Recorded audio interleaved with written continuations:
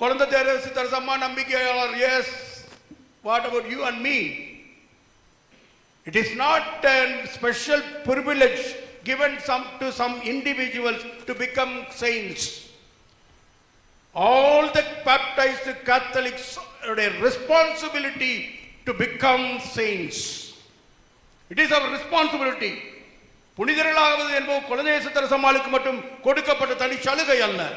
மாறாக திருமுழுக்கு பெற்றுக்கொண்டு இயேசுவை முழுமையாக வைராக்கியம் நிறைந்த நம்பிக்கையோடு 100% நம்பி நாமும் புனிதர்களாக மாற வேண்டிய பொறுப்பு நமக்கு இருக்கிறது. அதுதான் நம்முடைய ஆன்மீகமாக இருக்க வேண்டும். குழந்தை தரசம்மாளுடைய ஆன்மீகம் என்ன? யாரை நம்பினாலோ 100% நம்பினால் எது நடந்தாலும் எல்லா சூழ்நிலையிலும் எல்லா காலகட்டங்களிலும் அவள் அந்த 24 வயது நிறைவின் வழி கூட அவளுடைய வலி வேதனையின் நேரத்தில் கூட அந்த கடவுளை நம்பி வாழ்ந்தான். அதுதான் அவளுடைய ஆன்மீகம்.